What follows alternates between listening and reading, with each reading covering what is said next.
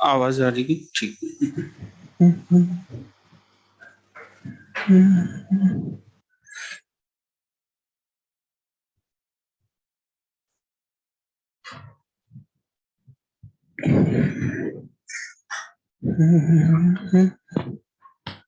चलो आ जाओ। डिस्कशन में क्या था? एक तो डीपीपी थी। चलो पहले तो डीपीपी में आ जाओ।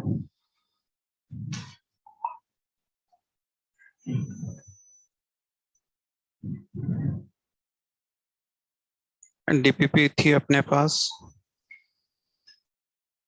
A4, है ना? डीपीपी A4 ही थी। ठीक है, तो डीपीपी नंबर A4 आंसर में लिख देता हूं।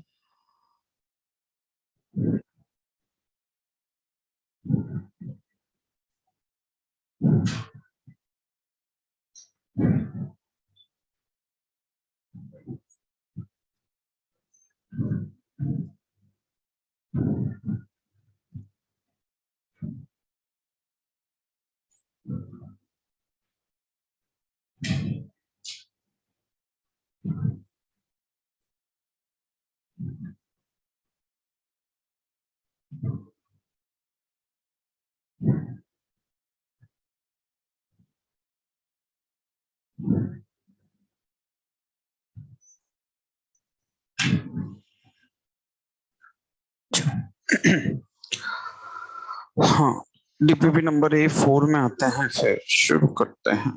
चलो क्वेश्चन नंबर 1, 2, 3, 3 में आ जाओ। क्या है?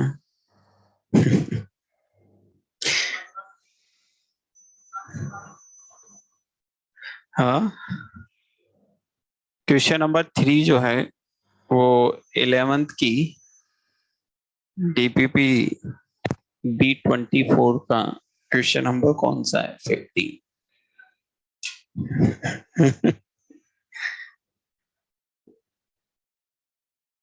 क्या नहीं बनाया था?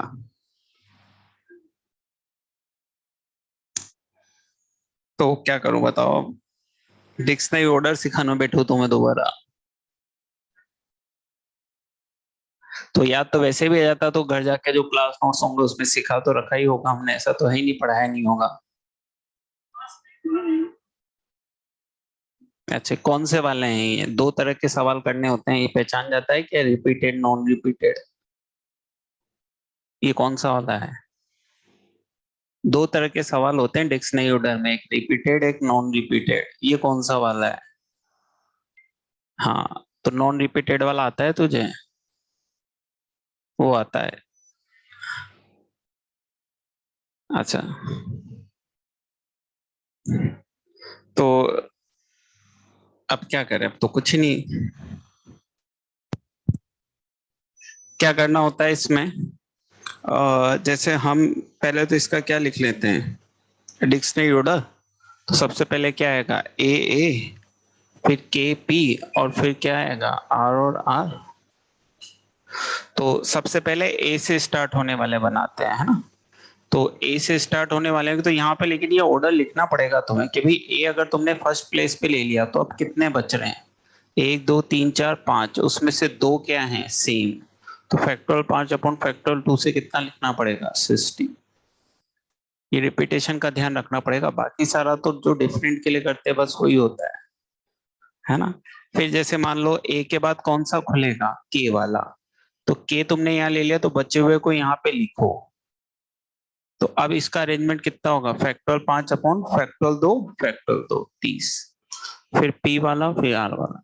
तो रिपीटेशन में क्या है कि वो जो बचेंगे ना उसका भी ध्यान रखना पड़ता है अपने को, बाकी तो सेम वो का वही होता है जो कौन सा वाला होता है, डिफरेंट वाला होता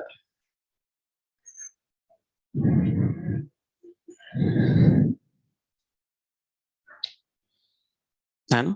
या फिर एक वो ट्रिक भी होती है जिससे डायरेक्ट भी लिख सकते हैं। सिखाई थी क्या वो 11th में? तो उससे भी कर सकते हैं। चलो इसके बाद आ जाओ क्वेश्चन नंबर 4, 5, 6, 7, 8, 9, 10। 10 एक बच्चे को पूछना है, ऑनलाइन वाले को। 10 में क्या है? ये भी आया हुआ तो है वैसे। ये इसमें क्या कर,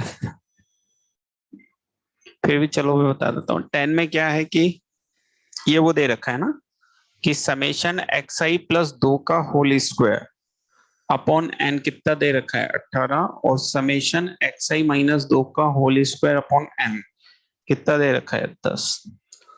तो जैसे ये होल स्क्वायर ओपन करोगे और समेशन लगाओगे तो ये एक टर्म तो बन जाएगी समेशन एक्स आई स्क्वायर, एक 4 समेशन एक्स आई प्लस ये कितना बनेगा 4 समेशन एक्स आई से कितना जाएगा n। ऐसे इसको ओपन करोगे तो ये कितना होगा समेशन एक्स आई का square minus 4 summation X I plus 4n equals to कितना होगा 10। तो जैसे इन दो तुम्हें समेशन एक्स आई का स्क्वायर और समेशन एक्स आई, दो इक्वेशन बन गई ना समेशन एक्स आई स्क्वायर और समेशन एक्स आई में, और समेशन एक्स आई स्क्वायर और समेशन एक्स आई आ गया तो फिर स्टैंडर्ड डेविएशन का फॉर्मूला लगाएंगे। उसमें यही तो दो चीजें आती है, समेशन एक्स आई स्क्वायर और समेशन एक्स आई। फॉर्मूला तो याद है स्टैंडर्ड डेविएशन का फॉर्मूला, उसमें ये दो रखना होता है ना, बस ये दो वैल्यू डालोगे और आंसर आ जाएगा। 10 के बाद आ जाओ 11, 12, 13, 14, 15, 16, 17, 18, 19 और 20। चलो ऑनलाइन में कोई जिसको इस डीपीपी का और कोई सवाल पूछना हो?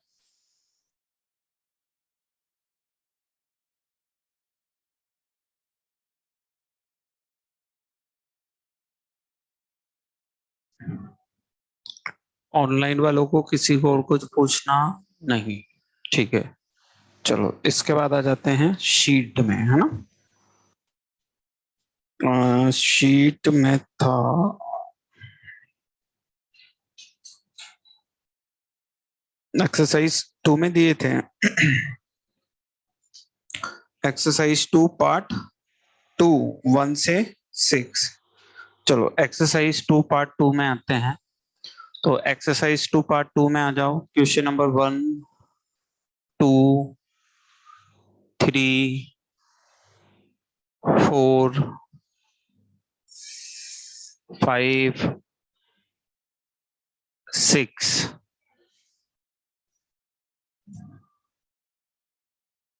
ऑनलाइन वालों को इस 1 to 6 में से कुछ पूछना? अच्छा, एक बच्चे को क्या पूछना है? चौथा। चौथे में वो वही तो है ना, डिस्क्रीमेंट एक बार पॉजिटिव नेगेटिव करना है। तुम्हें क्या डाउट है वो बोलो बेटा। मेरे हिसाब से तो वही चीज है। मैं अनम्यूट कर देता हूँ।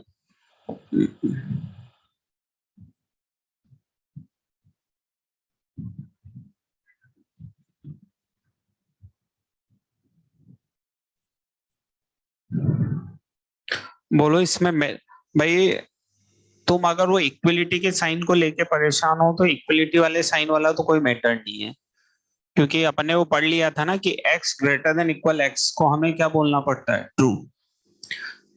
हम जानते हैं x ग्रेटर देन x तो क्या है? फॉल्स है। लेकिन x greater than equal x लिखा हुआ है तो उसको हमें क्या बोलना पड़ता है? ट्रू। क्योंकि अगर उसको फॉल्स बोल देंगे तो फिर x लेस देन x थोड़ी ना ट्रू होगा। तो अगर इक्वलिटी साइन वाले मैटर हो तो फिर वो कोई मैटर नहीं है ना। तो वो उसी से समझ सकते हैं x greater than equal x को हमें क्या बोलना पड़ता है? ट्रू।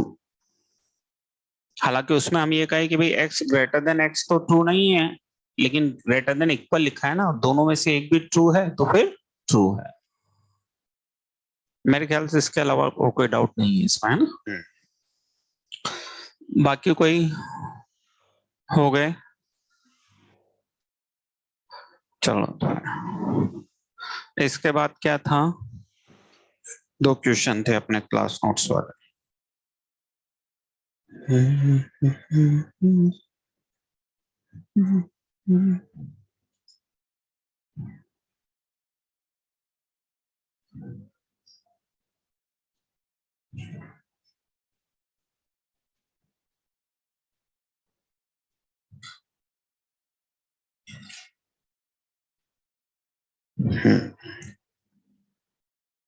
रेंज वाले दो क्वेश्चन थे अपने।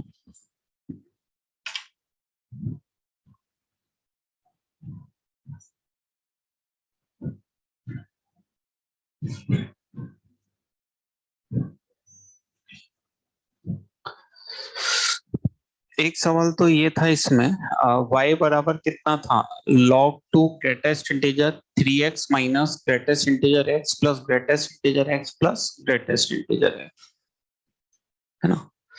तो इसमें क्या होता है कि ये जब भी इस तरह के आते हैं तो ये सारे ग्रेटेस्ट इंटीजर अलग अलग हो जाते हैं, क्योंकि ऐसे समझो ये क्या लिखा हुआ है i, ये पूरी चीज एक तरह से क्या है i, तो ये इस वाले ग्रेटेस्ट इंटीजर से क्या होगा, बाहर आ जाएगा। फिर दो आई बन जाएंगे तो वो दोनों भी उस ग्रेटेस्ट इंटीजर से क्या होंगे, बाहर आ जाएंगे। तो हम इसको सीधे सीधे ऐसे समझ सकते हैं कि हम एक तरह से ये तीनों ग्रेटेस्ट इंटीजर अलग अलग हो गए। आप हमेशा इसमें इस तरह के इंटीजर क्या कर सकते हैं, अलग अलग लगा सकते हैं। तो अभी अलग अलग लग गए तो ये कितना हो गया, y equals to 3x minus greatest integer x, तो ये हो गया y equals to log 2 greatest integer 3 fractional part x। अब फ्रैक्शनल पार्ट x तो कहां से कहां तक जाता है, 0 से 1, 3 से मल्टीप्लाई करेंगे तो कहां से कहां तक जाएगा, 0 से 3, और 0 से 3 में इसकी तीन इंटीजर वैल्यू हो सकती है, 0 हो सकती है, 1 हो सकती है, 2 हो सकती है। 0 तो ले नहीं सकते क्योंकि लॉग डिफाइन नहीं होगा, तो बची कितनी वैल्यू, 2, तो एक तो 1 ले, 2 ले लो, तो y की सकती, तो 0 और 1 दो वैल्यू y ले सकते। इसके रेंज में केवल दो एलिमेंट आएंगे, 0 एंड 1।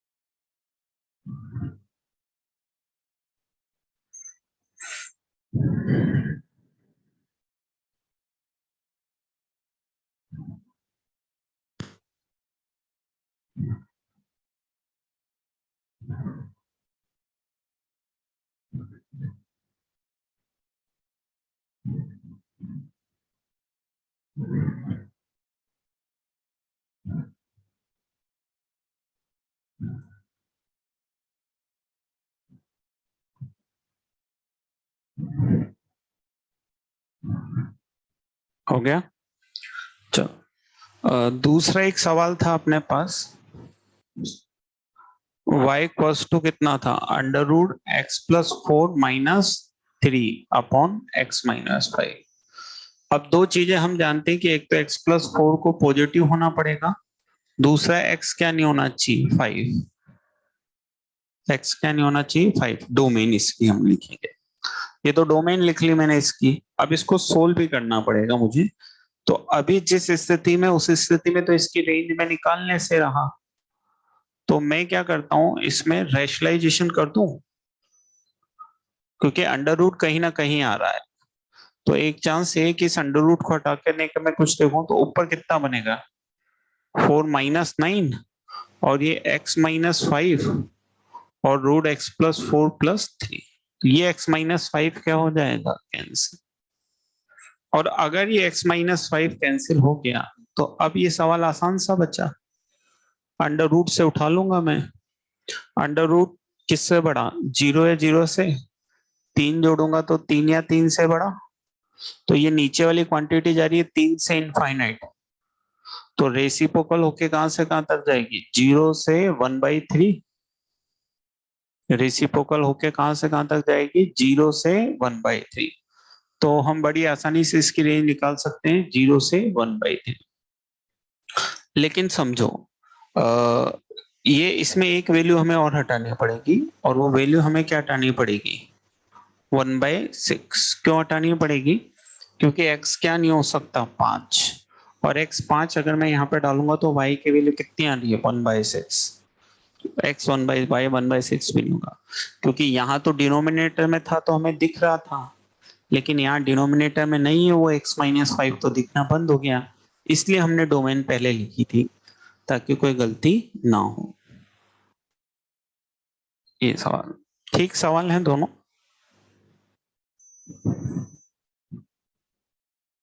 आंसर आया था इसका किसी का, नहीं आया था।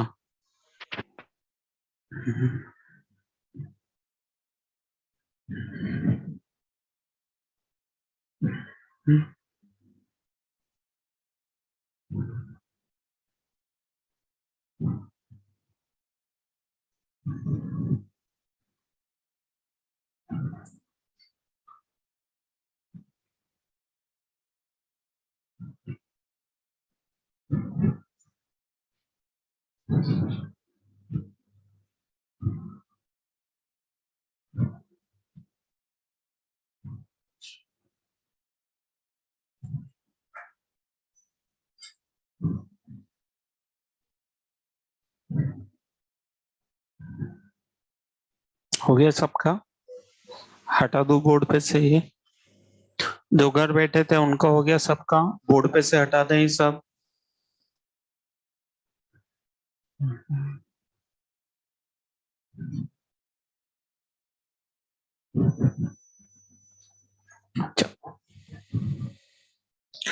इसके बाद आते हैं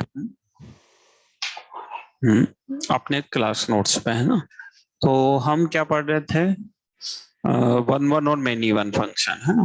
one one many one function में दो अप्रोच हमने सीख ली थी। पहली ये कि हम fx1 बराबर fx2 को सोल्व करते हैं। अगर fx1 बराबर fx2 से केवल एक डिफाइंड रियल रिलेशन x1 बराबर x2 आता है, तो फंक्शन क्या होता है, वन वन। और एक से ज्यादा डिफाइंड रिलेशन आते हैं तो मेनी वन होता है। और वहां जो बात ध्यान रखने वाली होती है वो अपन ने सीख ली थी, कि जो रिलेशन है वो क्या होने चाहिए, रियल होने चाहिए, है ना। दूसरा था हमारे पास dy/dx, कि भाई हम देख लें इंक्रीजिंग है डिक्रीजिंग है, तो उससे हम डिसाइड कर सकते हैं कि फंक्शन क्या है, वन वन और मेनी वन है। बस दो ही मेथड सीखे थे अपन, चारों मेथड ही सीख लिए थे। अच्छा, तीसरा हमारे पास था काउंटर एग्जाम्पल मेथड, वो भी हमने सीख लिया था।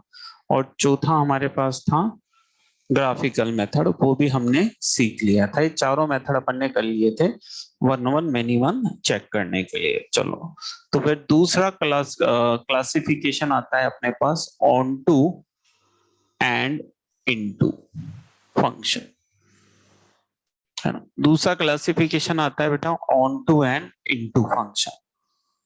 अब जैसे मैंने वन वन मेनी वन में तुमसे कहा था कि भाई तुम्हें नाम पे ध्यान दे, वन वन और मेनी वन, ठीक उसी तरह अगर आप इस पे जाना चाहते हैं तो फिर आप नाम पे ध्यान दे, ऑन टू और इन टू, है ना। कैसे, इसका मतलब है समझे थे। अब ये तो अपन जानते हैं कि रेंज किसका सबसेट होती है, कोडोमेन। रेंज किसका सबसेट होती है, कोडोमेन। तो हम इस पे हम दो बातें बताते हैं कि भाई एक तो या तो रेंज कोडोमेन के बराबर हो सकती है, या फिर ये जो रेंज है ये कोडोमेन से क्या हो सकती है, छोटी हो सकती है। या तो बराबर हो या तो फिर छोटी हो।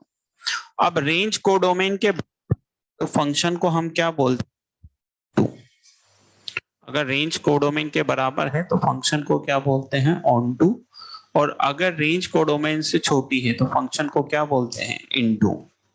रेंज कोडोमेन के बराबर तो ऑन टू, रेंज कोडोमेन से छोटी तो इनटू, है ना। समझ भी सकते हैं, जैसे इनटू, तो अगर कोई ये गेट है इसके अंदर इन करना चाहता है तो उसको क्या होना पड़ेगा, छोटा, तभी तो इन कर पाएगा भाई। अगर व्यक्ति बड़ा भी है तो भी उसको झुक के क्या होना पड़ेगा, छोटा, तभी वो उसके गेट के अंदर क्या कर पाएगा, इन। तो इनटू होने के लिए छोटा, और ऑन मतलब बराबर। तो रेंज अगर कोडोमेन के बराबर तो ऑन टू, रेंज कोडोमेन से छोटी तो इनटू। एक और चीज जो हमने पढ़ा था कि जैसे वन वन फंक्शन को हम एक नाम देते हैं, कौन सा, इंजेक्टिव। ऐसे ही ऑन टू फंक्शन को भी हम नाम देते हैं सर्जेक्टिव। ऑन टू फंक्शन को भी हम एक नाम देते हैं सर्जेक्टिव। ऑन टू फंक्शन को भी अलग से कुछ एक बोला जाता है, वो बोला जाता है सर्जेक्टिव। ठीक है।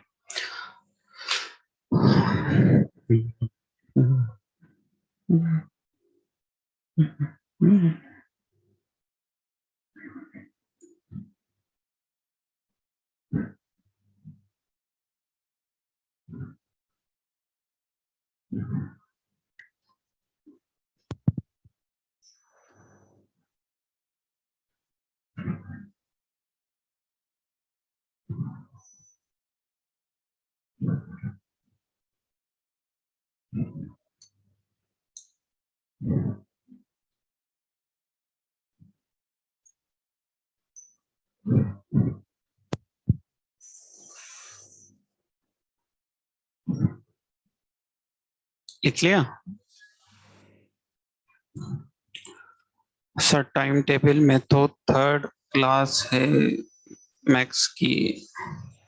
वो जो संडे को टाइम टेबल आया था उसमें थर्ड थी, फिर एक टाइम टेबल ट्यूसडे को और आया था, उसमें तुम्हारे पास नहीं आया होगा। अपडेट कर दिया होगा वहां पे, हाँ, तो रेजो अलर्ट पे अपडेट कर दिया होगा, उसमें मेरी पहली क्लास थी, है ना। हालांकि मुझे तो कोई फर्क नहीं पड़ता, मेरी तो 3 क्लास हैं, पहली कहीं भी हो, दूसरी कहीं भी हो, और तीसरी कहीं भी हो। खैर चलो, ये लिख लिया ऑन टू और इनटू फंक्शन। अब इसमें आगे बढ़ते हैं। अब समझो कि जैसे वन वन मेनी वन के लिए तो अपन ने सीखा कि अप्रोच 1, अप्रोच 2, अप्रोच 3 और अप्रोच 4। लेकिन ऑन टू इनटू के लिए हमें अप्रोच तो कोई है ही नहीं हमारे पास, क्योंकि ऑन टू इनटू के लिए 2 चीजें चाहिए, एक रेंज और एक कोडोमेन। कोडोमेन क्वेश्चन वाला देता है, क्योंकि लिखता है ना फंक्शन ए टू बी, तो ए क्या होती है, डोमेन, क्या होती है, कोडोमेन। तो कोडोमेन या तो सवाल वाला देगा, नहीं देगा तो आर है। कोडोमेन या तो सवाल वाला देगा, नहीं देगा तो आर है। तो एक चीज तो क्वेश्चन वाला देता है, दूसरी चीज आई क्या, रेंज। और रेंज कैसे निकालते हैं इसकी अप्रोच हम सीख चुके हैं।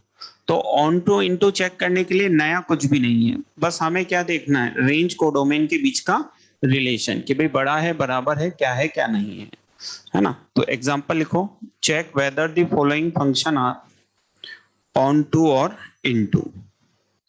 Check whether the following function are on to and into, on to or into. Check whether the following function are on to or into. x cube plus ln x, कहां से कहां तक, 0 टू इनफाइनाइट से r। ये मैं domain और codomain दोनों लिखता जा रहा हूं, है ना। Second, y equals to X cube minus 3x square plus 2x plus 4, r से r। Third, y equals to x4 minus 2x square plus 3x plus 1, ये भी r to r। Fourth, y equals to 6 की power mod x plus 6 की power minus x, 0 to infinite से लेके r, नहीं 0 to infinite से लेके 1 से infinite. Fifth, y equals to 1 upon under root cos fractional part x, कहां से कहां तक, r से लेके 0 से 3, 7, 6, y equals to 10 pi by 2, कहां से कहां तक, r से r। y equals to X square minus 2x plus 4 upon X square minus plus 2x plus 4 से कहां तक है ये R2 0 से 3 and last 8 y equals to x mod x R2। ये कुछ फंक्शन मैंने लिखे हैं जिनके होने के बारे में हमें बताना है x 0 टू इनफाइनाइट से r X cube minus 3x square plus 2x plus 4 R2 X square plus 3x plus 1 R2 की पावर मॉड x प्लस 6 की power minus x 0 to infinite से 1 टू इनफाइनाइट तो 1 upon under root cos fractional part x r से लेके 0 से 3 y equals to tan pi by 2 sine x R2 ये वही लिखा है y equals to X square minus 2x plus 4 upon X square plus 2x plus 4 R2 0 से 3। ये जो इस तरफ लिखी हुई है ये सबकी क्या है codomain y equals to x mod x। चलो आप बस बताओ, मैं तो बैठ जाता हूँ क्योंकि रेंज तो आप सीखी, तुम डिसाइड करो कि भाई रेंज कोडोमेन के बराबर आएगी कि कम आएगी, उसके हिसाब से डिसाइड हो जाएगा।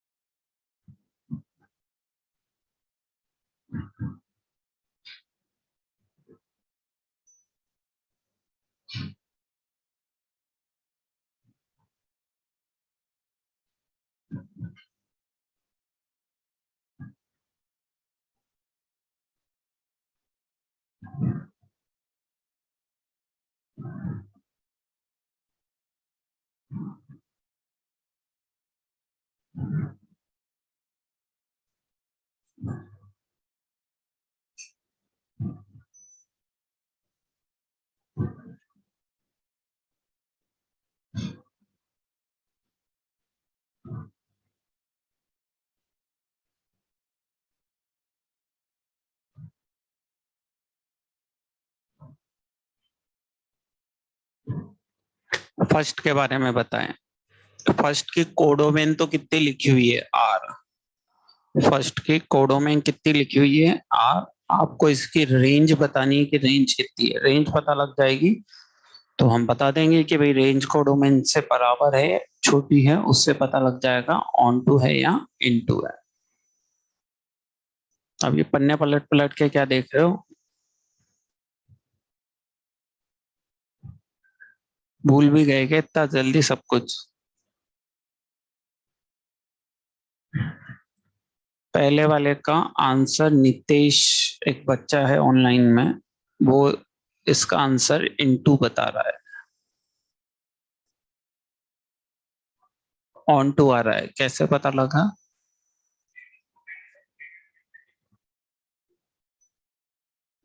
वाह यार, निकाल लिया रेंज। हम्म। अरे देखो ये क्वेश्चन अभी अपन ने रेंज जब की टाइप थर्ड निकाली थी, देखो रेंज निकालने का टाइप अप्रोच थर्ड, देखो उसमें पहला सवाल यही है, रेंज निकालने की अप्रोच थर्ड में देखो उसमें पहला सवाल यही है, और हमने इसकी रेंज निकाल रखी है माइनस इनफाइनाइट से इनफाइनाइट। अब देखो थोड़े दिन पहले का मैंने सेम सवाल दोबारा दिया, फिर भी तुमने रेंज निकाल के आंसर नहीं बताया मुझे। देखो रेंज निकालने के जो सवाल किए थे उसमें अप्रोच थर्ड में जो पहला सवाल मैंने कराया होगा वो यही होगा, इसकी रेंज लिखी होगी बेटा माइनस इनफाइनाइट से इनफाइनाइट, रेंज निकाली होगी इसकी अपन ने। अप्रोच थर्ड में देखो मिला। अरे रेंज निकालने की अप्रोच करी थी, अप्रोच थर्ड में देखो, थर्ड में पहला सवाल लिखो, पूरा तो नाम पता तुम्हें बता दिया, फिर भी तुम्हें क्वेश्चन नहीं मिलता है, कुछ बच्चे पन्ने ही पलटते रहते हैं, क्या बहुत ज्यादा पढ़ा दिया क्या मैंने जो मिल ही नहीं रहा तुम्हें? मिल गया सबको? तो वहां देखो इसकी रेंज निकाल रखी है।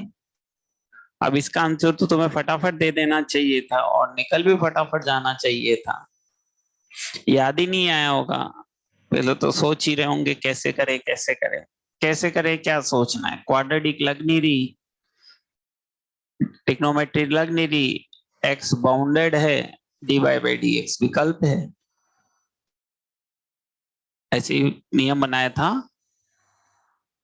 अरे ऐसे ही तो नियम बनाया था, तो बस फिर लगाना चाहिए था, करा हुआ भी है। चलो तो पहले वाले के लिए तो लिख दे, रेंज माइनस इनफाइनाइट से इनफाइनाइट बराबर codomain therefore onto. Range minus infinite से इनफाइनाइट है ना, और ऑन टू हो जाएगा।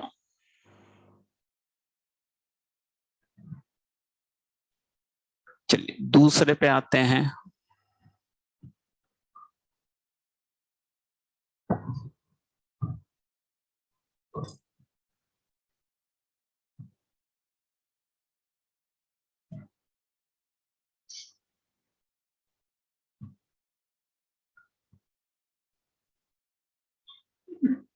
इंटू आ रहा है कैसे आया इंटू, कैसे डिसाइड किया? अच्छा ये कैसे ही रेंज? हाँ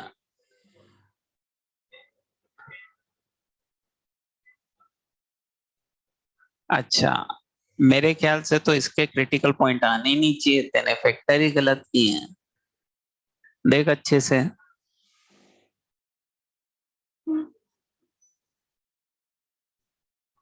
मेरे हिसाब से तो D by by D x में जो क्वाड्रेटिक बनती है उसका डिस्क्रिमेंट नेगेटिव आ रहा होगा, अब तूने फैक्टर भी निकाल दिए। इसीलिए तो कहता हूँ सिलेक्शन के लिए सिर्फ क्या आना जरूरी है, आसान। अब एक, अरे नितेश तुम्हारा पहले जो तुमने आंसर दिया था वो भी गलत है, अब तुम दूसरे का आंसर दे रहे हो बेटा, वो भी गलत है।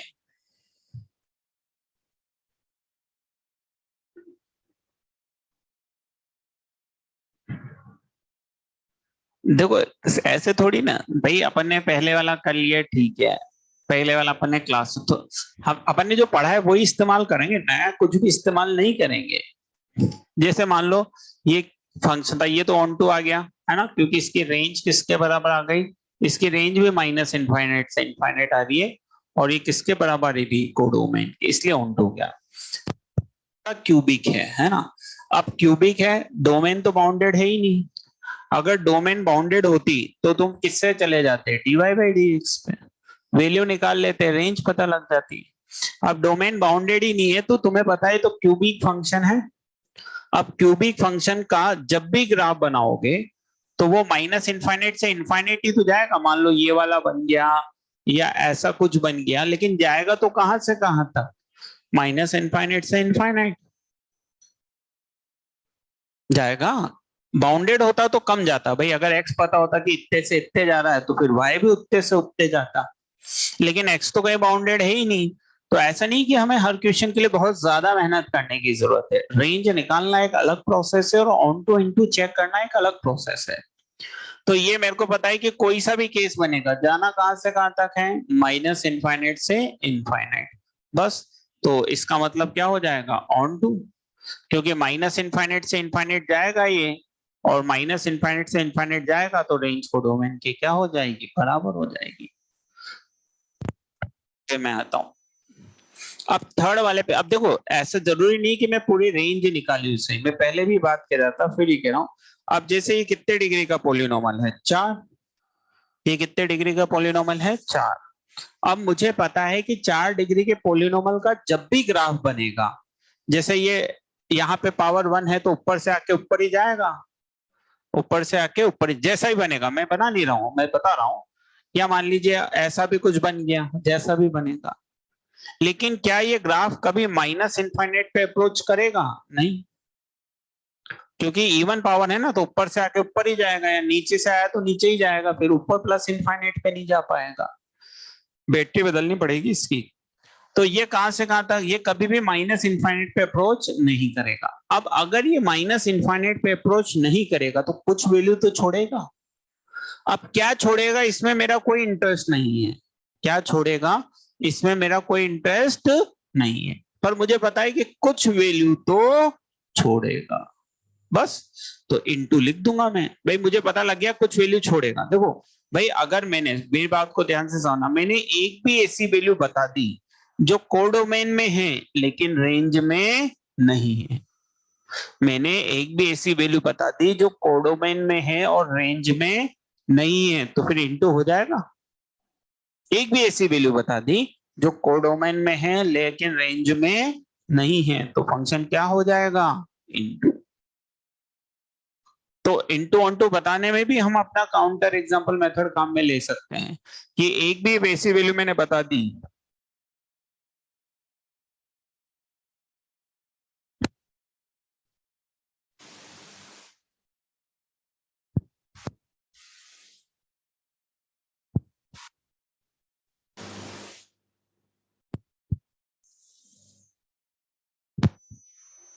हाँ, तो एक भी वैल्यू ऐसी मैंने बता दी जो कोडोमेन में है लेकिन रेंज में नहीं है, तो फंक्शन क्या हो जाएगा, इनटू।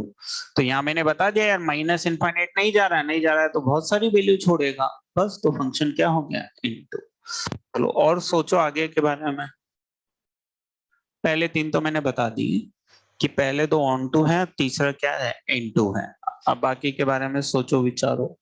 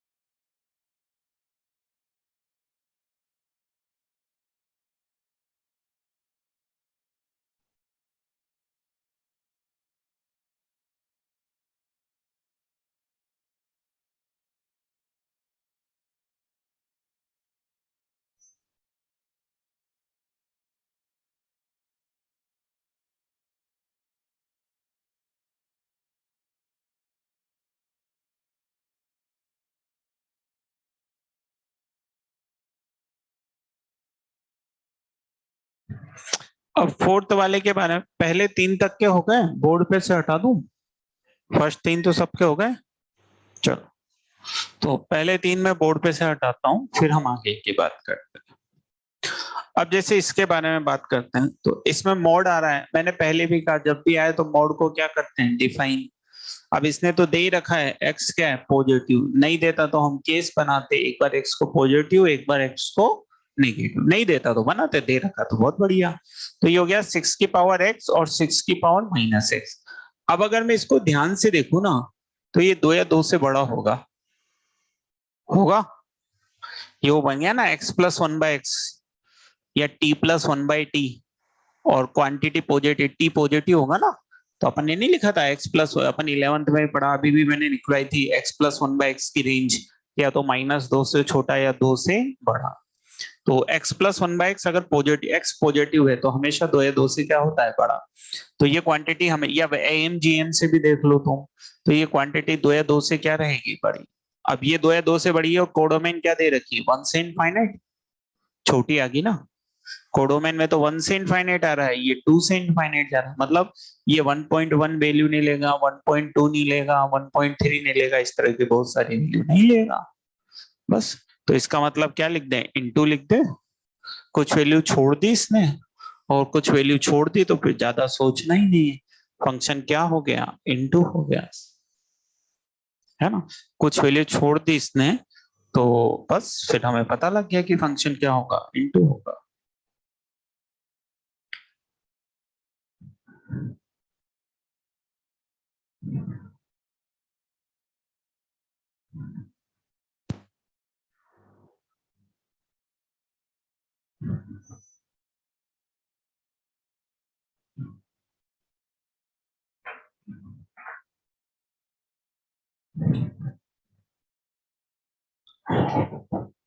फिफ्थ के बारे में आते हैं, इनटू है। अब देखो, जैसे फिफ्थ की अगर रेंज निकालनी होती ना, तो भी मैं निकाल सकता था, अपन ने सीखे इस तरह के सवाल, है ना। कैसे निकालता, मान लो रेंज निकालनी होती तो फ्रैक्शनल पार्ट कहां से कहां तक, 0 से 1, कॉस ले लेंगे, अंडर रूट ले लेंगे और रेसिप्रोकल कर लेंगे। लेकिन मुझे इतनी मेहनत करने की जरूरत नहीं है, क्यों नहीं है। जैसे ये तो इसने 0, मैं ये कह सकता हूं कि ये फंक्शन कभी भी 1/2 नहीं हो सकता, या ये 1/3 नहीं हो सकता। क्यों नहीं हो सकता, क्योंकि इसको मान लो 1/2 होना है, तो अंदर वाली क्वांटिटी को 4 होना पड़ेगा। अब cos 4 कैसे होगा, cos तो 1 से बड़ा हो ही नहीं सकता। हो सकता है, बस इनटू है, डिसाइड हो गया। भाई ये 1/2, 1/3, 1/4 इस तरह की वैल्यू ले ही नहीं सकता, क्योंकि इस तरह की वैल्यू लेने के लिए नीचे वाले को 1 से बड़ा होना पड़ेगा, और नीचे वाला 1 से बड़ा हो नहीं सकता, क्योंकि नीचे तो cos आ गया ना। तो 100% क्या रहने वाला है, 1 से छोटा ही रहने वाला है नीचे वाला। तो इस तरह की कोई वैल्यू नहीं लेगा, और एक भी वैल्यू मैंने ऑब्जर्वेशन से दे दी तो फिर मुझे रेंज कुछ निकालने की जरूरत ही नहीं है, मैं बिना निकाले कहूंगा ये फंक्शन क्या होगा, इनटू होगा।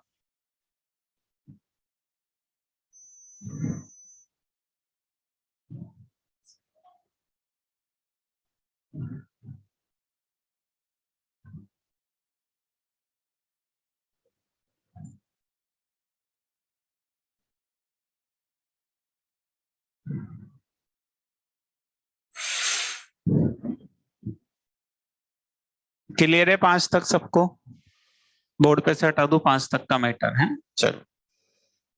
अब इसके बाद आ जाओ 6 पे। तो अब जैसे साइन एक्स, इसको देखना पड़ेगा कहां से कहां तक जा सकता है, तो साइन एक्स कहां से कहां तक जाता है, -1 से 1। अगर उसको π/2 से मल्टीप्लाई कर दूंगा तो -π/2 से π/2। अब -π/2 से π/2 में tan कहां से कहां तक जाता है, ग्राफ से देखेंगे उसके। बेसिक का ग्राफ हमेशा अपने दिमाग में होना चाहिए। तो -π/2 से π/2 अगर मैं जा रहा हूं तो tan का ग्राफ माइनस इनफाइनाइट से इनफाइनाइट जाएगा। -π/2 से π/2 में tan का ग्राफ माइनस इनफाइनाइट से इनफाइनाइट जाता है। तो बस ऑन टू हो गया फंक्शन। इसकी रेंज आर ही आ जाएगी, रेंज कितनी आ जाएगी, माइनस इनफाइनाइट से इनफाइनाइट ही आएगी इसकी रेंज, और ये कोडोमेन के बराबर है, इसलिए फंक्शन ऑन टू है। समझ में आया ये ऑन टू, मैंने बोला कि भाई साइन एक्स कहां से कहां तक जा रहा है, -1 से 1, π/2 से मल्टीप्लाई करेंगे तो कहां से कहां तक जाएगा, -π/2 से π/2। अब -π/2 से π/2 में अगर मैं देखूं तो tan कहां से कहां तक जाता है, ओब्वियसली माइनस इनफाइनाइट से इनफाइनाइट जाता है। -π/2 से π/2 में tan कहां से कहां तक जाता है, माइनस इनफाइनाइट से इनफाइनाइट जाता है। चाहे तो मैं लिख भी सकता हूँ 4 स्टेप, साइन एक्स -1 to 1, फिर -π/2 से π/2, फिर दोनों तरफ क्या ले लो, tan, क्योंकि -π/2 से π/2 में tan कहीं ना कहीं क्या होता है, इंक्रीजिंग ही तो होता है। 6 वाला अपने पास क्या आ गया, ऑन टू।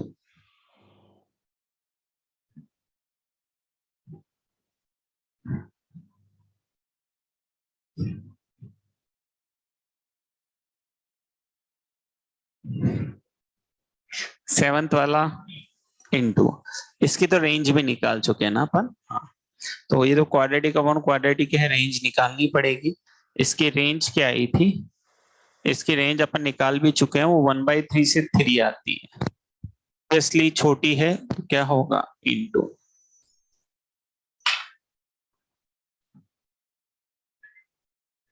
किसमें,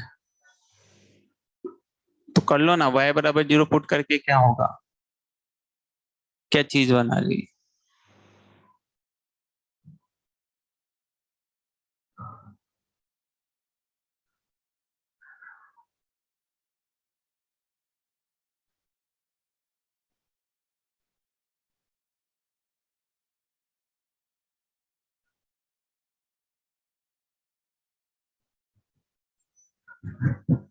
ठीक है, 8th के बारे में बताओ।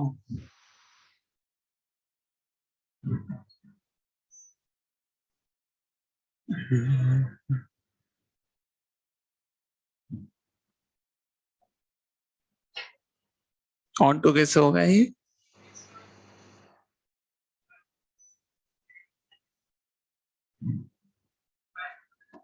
हम्म, लास्ट वाले को लिए हमेशा मैं कहता हूँ ये क्या लिखा हुआ है, मॉड, तो हमेशा मॉड को क्या करो, डिफाइन। तो 0 0 से बढ़ा लोगे तो मॉड प्लस साइन के साथ खुलेगा, तो एक्स स्क्वायर। 0 0 से छोटा लोगे तो कितना आएगा, -x² आएगा। अब बस, अब तो इसका चाहो तो ग्राफ भी देख सकते हो, पॉजिटिव के लिए क्या बनाना है, x², और नेगेटिव के लिए क्या बनाना है, -x², ये ऐसा ग्राफ बन जाएगा। पॉजिटिव के लिए x², नेगेटिव के लिए -x²। तो ये माइनस इनफाइनाइट से इनफाइनाइट जा रहा है, बिल्कुल जा रहा है, और जा रहा है तो ये क्या होगा, ऑन टू होगा। जा रहा है तो ये क्या होगा, ऑन टू होगा।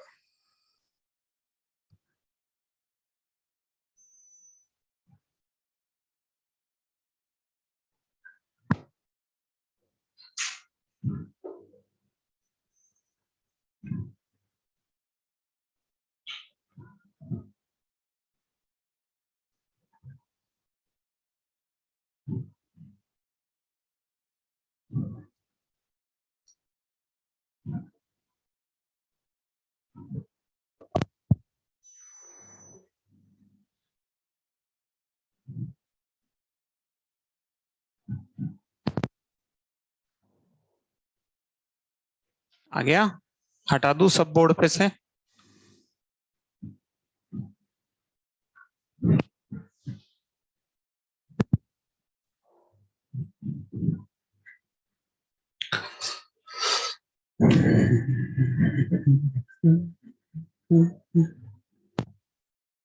चलो नेक्स्ट क्वेश्चन लिखते हैं।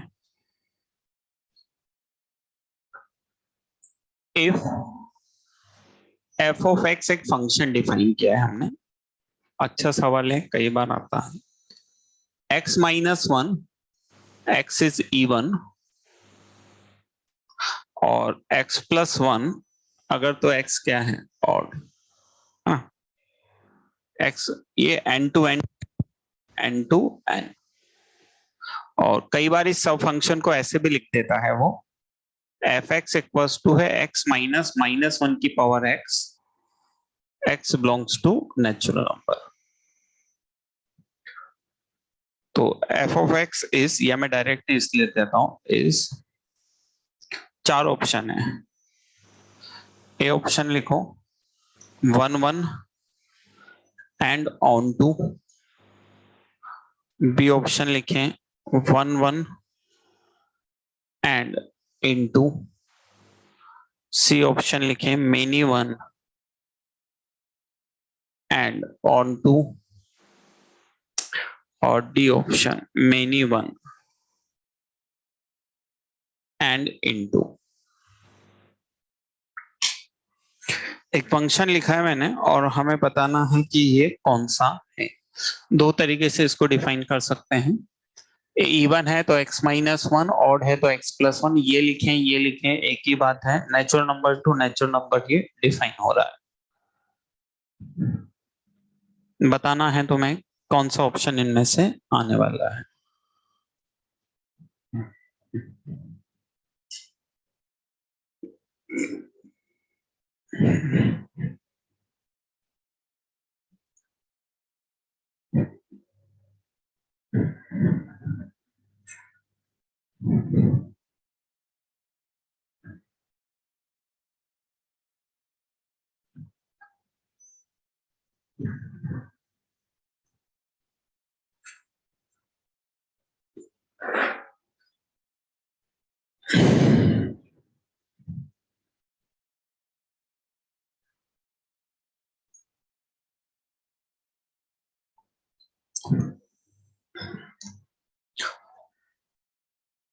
अब देखो इस सवाल को अगर हम देखें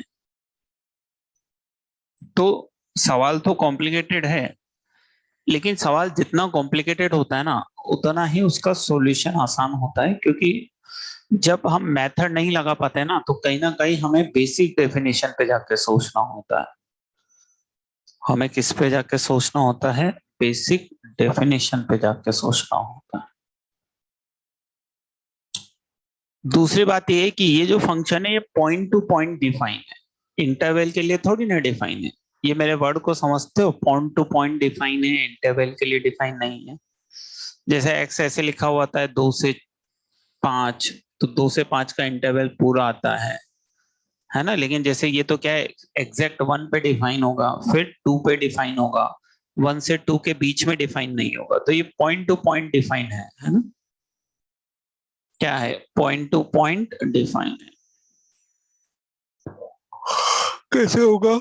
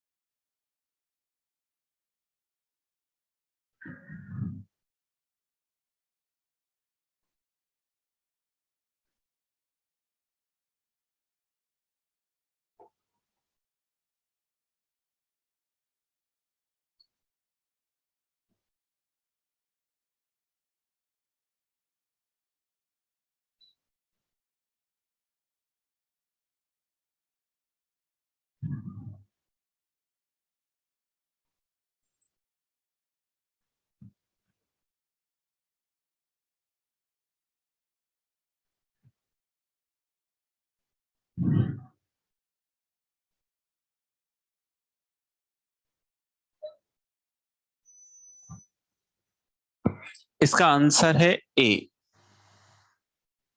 है ना? अब कैसे है वो समझो। एन टू एन एक फंक्शन डिफाइन करना है। एन टू एन, एन मतलब 1 2 3 4 5 6 7 8, 1 2 3 4 5 6 7 8। अगर x की वैल्यू मैं ले लू 1, तो y की वैल्यू कितनी आएगी? 1 मतलब ऑड, नीचे वाली डेफिनेशन में डालूं 2, और 2 डालूंगा इवन, तो किस में डालूंगा? ऊपर वाली में। तो कितना आएगा? 1। अच्छा अगर मैं 3 डालूंगा तो 4, और 4 डालूंगा तो 3। 3 की इमेज 4, 4 की इमेज 3। अच्छा अगर मान लो मैं 5 डालूंगा तो 6 डालूंगा तो 5। अब हमें चीज क्या देखनी है? हमें देखना है ऑन टू इंटू 1 1 मेनी 1। तो 1 1 मेनी 1 कैसे देखते हैं? क्या ये जो मैपिंग है एक से एक जुड़ रहा है, इसका मतलब 1 1 है। भाई एक से एक जुड़ रहा है, इसका मतलब 1 1 है। ऑन टू इंटू किससे देखते हैं? क्या यहाँ पे कुछ खाली रहेगा तो रेंज को डोमेन के बराबर आएगी? भाई कोडोमेन n है, यहाँ कुछ खाली रहेगा ही नहीं, क्योंकि इधर नंबर होगा तो वो इधर जुड़ेगा ही जुड़ेगा।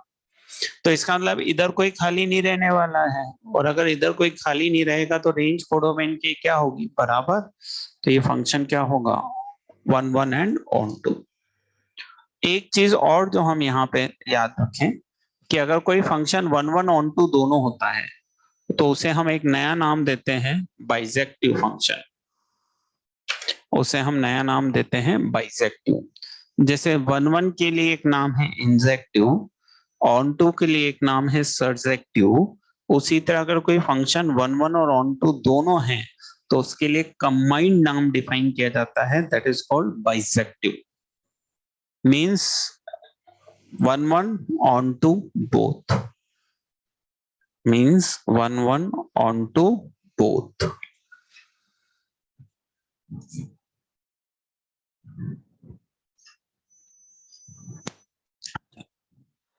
क्लियर है।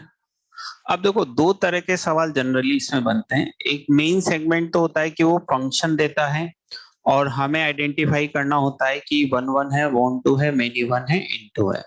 कई बार थोड़ा सा उल्टा सवाल भी वो दे देता है कि फंक्शन के बारे में वो जानकारी देता है कि वो 1 1 है या ऑन टू है, और फिर हमसे कुछ उससे रिलेटेड पूछ लेता है ना। ये लिख लिया, हटा दूं। अब उस टाइप के थोड़े सवाल करते हैं जिसमें वो 1 1 ऑन टू तो हमें बताएगा और हमें उसके बाद कुछ निकालना होगा, जो भी इंफॉर्मेशन हम निकाल सके। चलिए तो एक क्वेश्चन लिखता हूं मैं। इफ f ऑफ x एक फंक्शन है, ये जा रहा है -1 से 1 से लेके 0 से 2, is a onto linear function, is a linear function, is a onto linear function on R, है ना। Onto linear function on R, और R नहीं भी लिखे तो कोई फर्क नहीं पड़ता। Is a onto linear function भी लिख दूं तो भी कोई दिक्कत नहीं ना, मैंने डोमेन और रेंज दोनों तो डिफाइन करी थी ना codomain. Onto linear function, then f of x equals to f of half equals to f of half equals to, चार ऑप्शन है, 1/2, -1/2, 3/2 और d1। if f of x -1 to 1 से 0 to infinite is a onto linear function, then f of half equals to,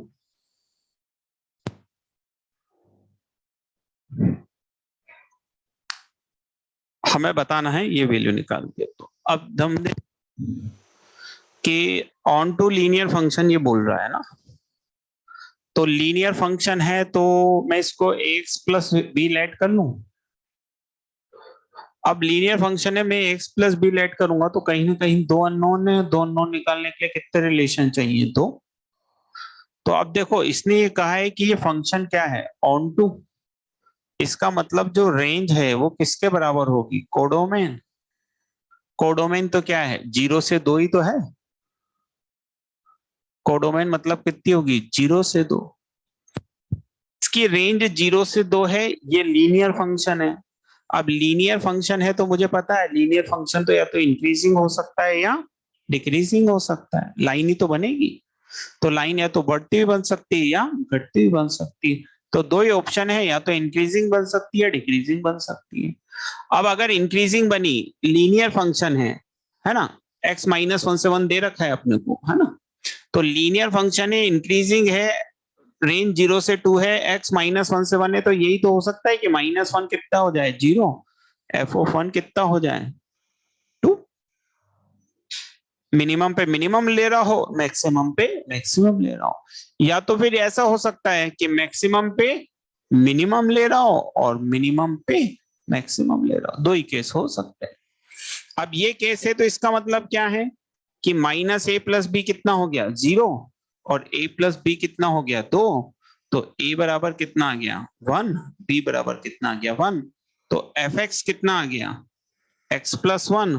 तो f of 1/2 कितना आ गया, 3/2। ये हो सकता है। और ये ना हो तो फिर ये -1 है, इसका मतलब -a+b कितना आ गया, 2। इसका मतलब a+b कितना आ गया, 0। इसका मतलब a-1 और b 1 हो सकता है। इसका मतलब f(x-x+1) हो सकता है। तो f(1/2 -12+1) कितना हो सकता है, 1/2 से। तो उसने कहा ऑन टू से मतलब मैं समझ गया कि रेंज किसके बराबर है, कोडोमेन के। तो अब मुझे रेंज पता लग गई, लीनियर फंक्शन है, डोमेन पता है ही सही। तो ऑन टू है, लीनियर है, तो इंक्रीजिंग हुआ तो ये, और डिक्रीजिंग हुआ तो ये।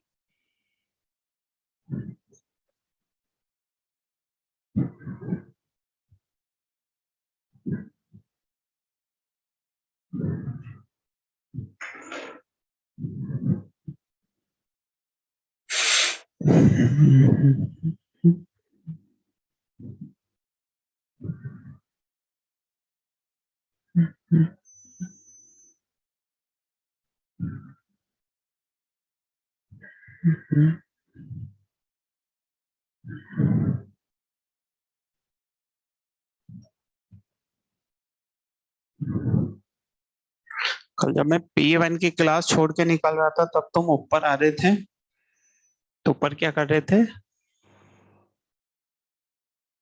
तो रोज बढ़ जो के लगती है क्या? तो रोज ऊपर जाना पड़ता है तुम्हें? अच्छा हाँ, सेकंड फ्लोर पे है ना, हाँ। किसके लिए? अच्छा इस वीक के लिए था, अच्छा। तो उसके एक क्लास पहले आ जाते, मैं ही पढ़ा देता।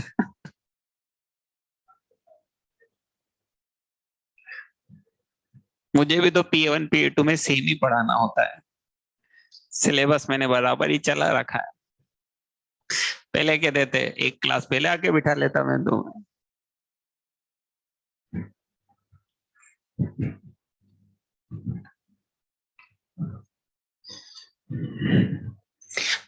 लिख लिया ये, लिखो फटाफट।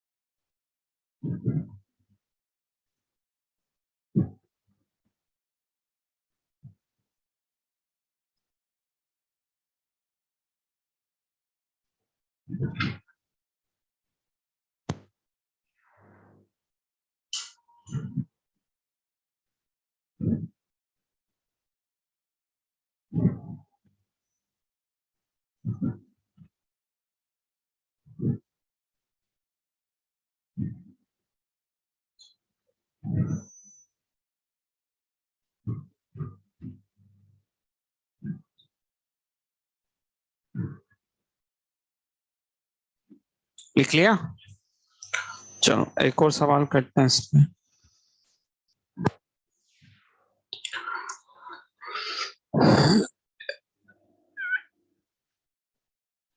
If f of x equals to x cube by 3 plus x square by 2 plus ax plus b is a one function, is a one function, is a one function, then find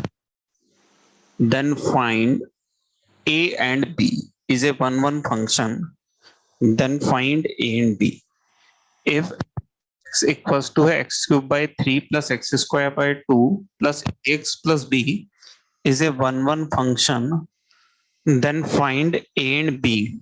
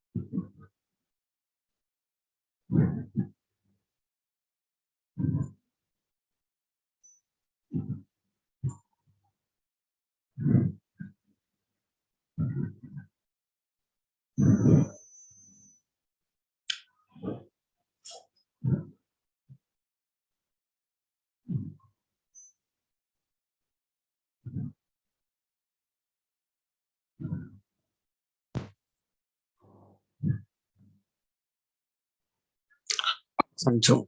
अब इसने क्या कह दिया यहाँ पे कि function क्या है, वन वन है। अब फिर हमें पता है कि वन वन तो दो स्थिति में हो सकता है। ऑलवेज इंक्रीजिंग फंक्शन भी क्या होता है, वन वन, और ऑलवेज डिक्रीजिंग फंक्शन भी क्या होता है, वन वन। लिखा था अपन ने कि function is always increasing then one one, always decreasing then one one. Always increasing मतलब क्या कि f dash x greater than equal zero for every x belongs to R. Decreasing मतलब क्या, f dash x less than equal zero for every x belongs to R. अब f dash x greater than equal zero मतलब क्या हो गया, ये हो गया x square plus x plus A greater than equal zero for every x belongs to R. और ये भी वही हो गया, x square plus x plus A less than equal zero for every x belongs to R. अब ये solve करना आता है, ये वो बन गया ना क्वाड्रेटिक का कॉन्सेप्ट।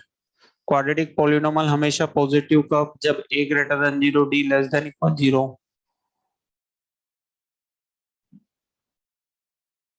करो इसके आगे पे, बहुत ये तो कई बार आता है क्वाड्रेटिक का कॉन्सेप्ट।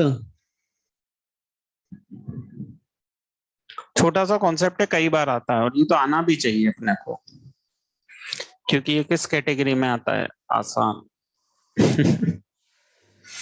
आना चाहिए अपने।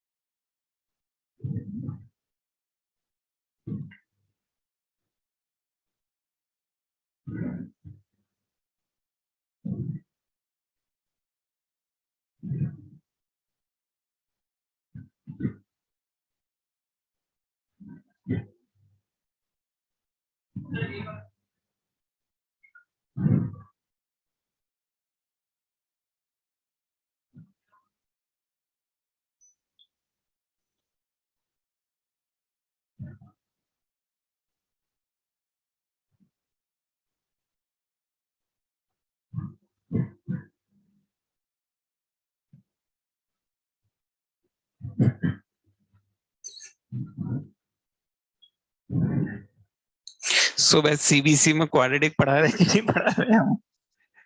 हाँ, क्या सीबीसी में क्वाड्रेटिक पढ़ाई नहीं पढ़ाई? कितने जने जा रहे हैं सीबीसी में सुबह? क्या क्वाड्रेटिक पढ़ाई कि नहीं पढ़ाई वहां पे? पढ़ा दी सीबीसी में, बोले ना, पढ़ा दी, पढ़ भी ली तेने।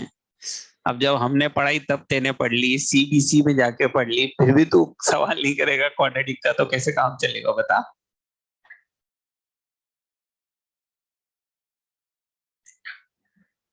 ये मैं हर जब भी आसान चीज आती है इसीलिए रुक जाता हूँ, है ना।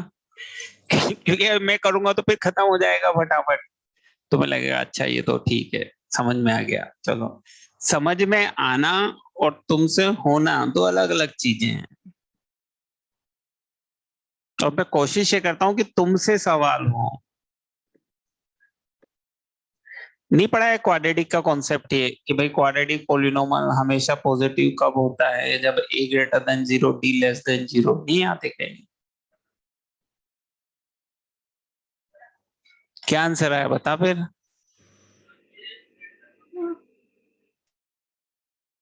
और उधर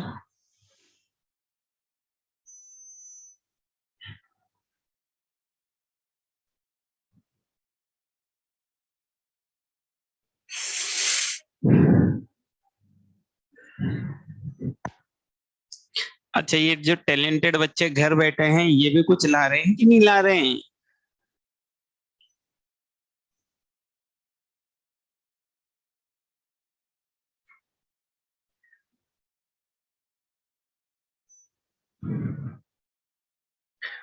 मैं पूछ रहा हूँ ये टैलेंटेड बच्चे जो घर बैठे हैं ये भी कुछ ला रहे हैं?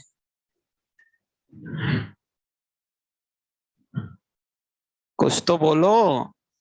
ये जो घर बैठे हैं वो। हाँ कि ना?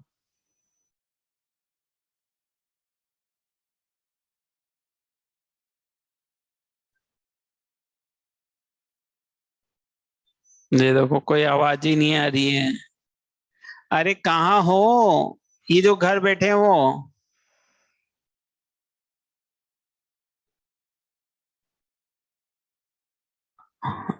अब ये आ गया। सर आज का फर्स्ट क्लास शेड्यूल में नहीं था, हमारी क्लास छूट गया। अरे भाई शेड्यूल में नहीं था, मुझे क्या पता, शेड्यूल में तो था। तुमने अपडेट शेड्यूल नहीं पढ़ा होगा।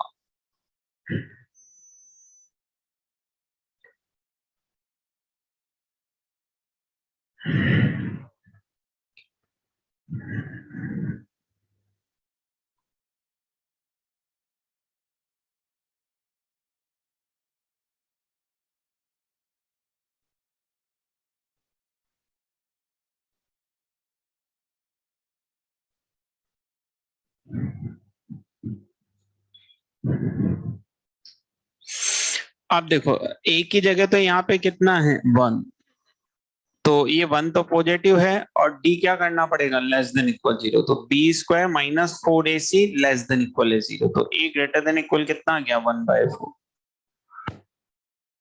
यहाँ की बात करेंगे तो ये a less than zero and D less than equal zero. तो ए लेस देन जीरो तो पॉसिबल ही नहीं है यहाँ पे। ए की जगह तो क्या है, वन। तो ये केस तो रिजेक्ट हो जाएगा, और बस यही आंसर आ जाएगा, ए वन बाय फोर से इनफाइनाइट। हाँ, अब बात यह है बी का वैल्यू कैसे फाइंड करेंगे। तो क्या इस सवाल को करने पे कहीं पे बी काम में आया? नहीं आया। तो इसका मतलब बी बिलोंग्स टू कितना है, आर। बी कुछ भी हो, इसके वन वन ऑन टू होने पे कोई फर्क पड़ेगा ही नहीं। भाई वन वन होने पे कौन इफेक्ट कर रहा है, ए। डेरिवेटिव को कौन इफेक्ट कर रहा है, ए। बी इफेक्ट ही नहीं कर रहा है। तो बी कुछ भी लो, भाई बी पांच लूंगा तो भी यहाँ पे हट जाएगा डिफरेंशिएट करते वक्त, माइनस पांच लूंगा तो भी डिफरेंशिएट करते वक्त हट जाएगा।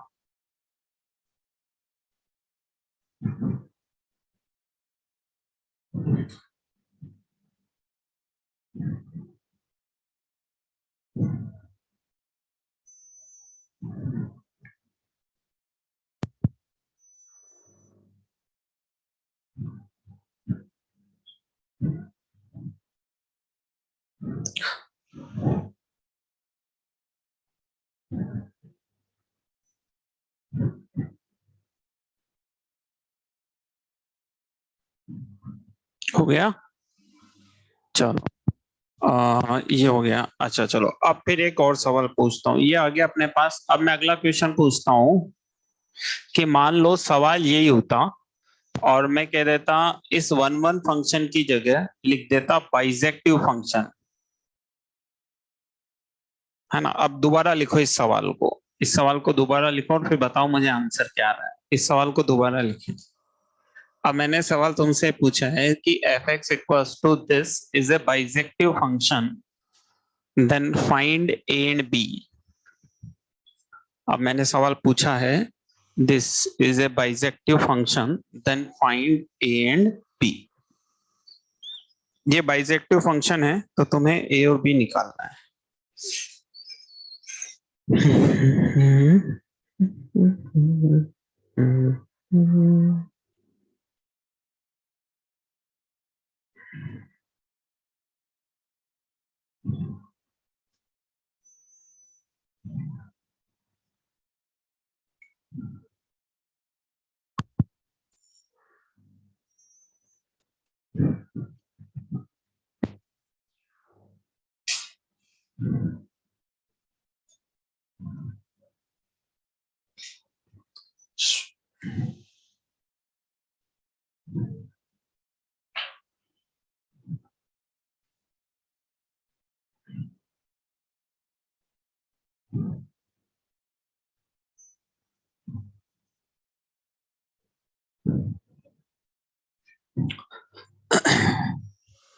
चलो इस पे विचार करना है ना। होमवर्क में लिख देता हूँ क्या करके आना है। इस क्वेश्चन के आंसर को कल बताऊंगा। होमवर्क में एक तो डीपीपी ले लो। डीपीपी नंबर कौन सी है? A5। और शीट में ले लो exercise 1 part first section D complete कर लो, है ना। बच्चे रहे जो सवाल वो, है ना। और एक्सरसाइज 2 क्लास कब है अपनी? कल है कि परसों है? परसों है ना, कल ही है। एक और क्लास अभी कल है अपनी। कल और परसों दोनों दिन होगी मेरे ख्याल से। चलो तो फिर यही रहने दो, कल है तो फिर यही रहने दो ना। एक डीपीपी नंबर A5 करके आनी है, और शीट में exercise 1 part first section D complete, मतलब D4 D5 तक तो अपन कर चुके हैं। और तो बचे हुए जो सवाल है वो सेक्शन डी के कंप्लीट करने पार्ट फर्स्ट के, है ना। ये होमवर्क में करके आना है। बाकी फिर इस सवाल का जवाब मैं कल दूंगा कि बाइसेक्टिव करेंगे तो क्या चेंज आएगा सवाल पे।